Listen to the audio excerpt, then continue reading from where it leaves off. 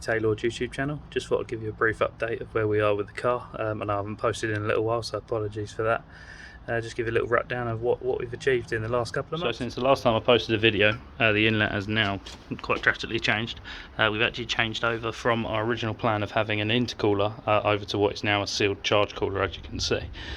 We've had to make it in kind of a unique way that's a bit different to how other people have done it, where the throttle body is before the charge cooler. It's something that often gets done in a lot of the V8 big boy cars, but it's not something that you often see in a little front wheel drive thing. But just purely due to space, there was no way for me to get a throttle body in between the two.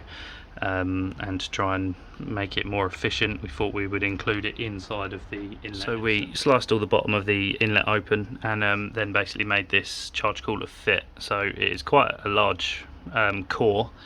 If you actually look at the thickness of it, it is quite thick, in fact pretty much as thick as the plenum of the inlet itself.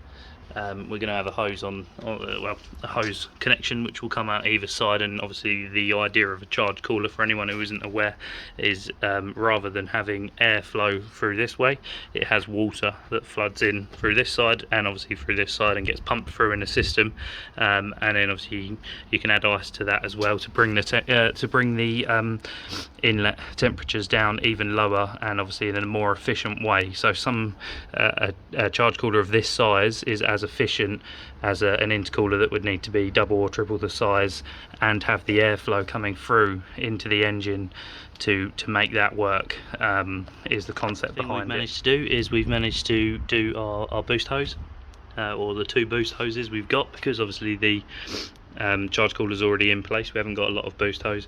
We've purely got it with a couple of there, just so it's easier for when we need to take it off.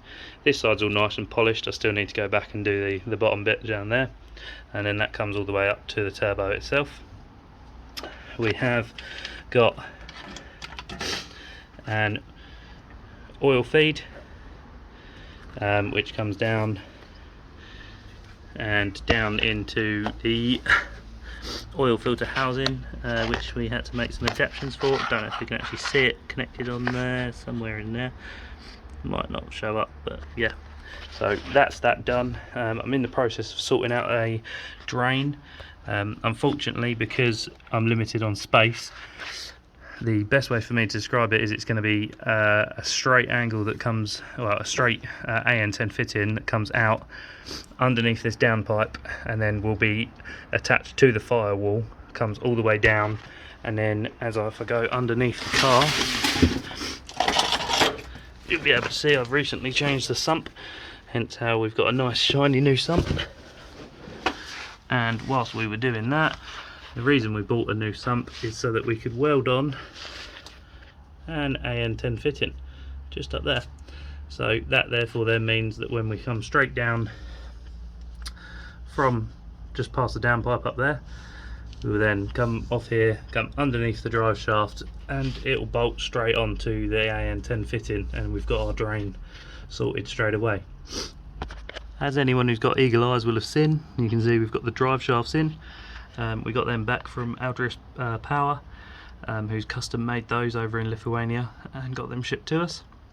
Obviously haven't been able to really test them other than rolling the car about. And as you can also see in this shot, we've got the tubular subframe and control arms that I made at work.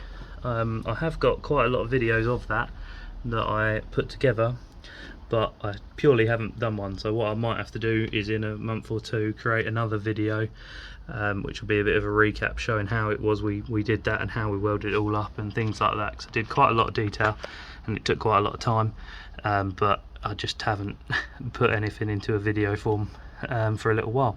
But that's now on there. The car is up on axle stands because I've been changing the sump over and everything else, as I said, but we are making progress and we're not too far away from getting the car started. And that's pretty much all I've got to update you as of yet. Is a quick rundown on what we've managed to achieve so far.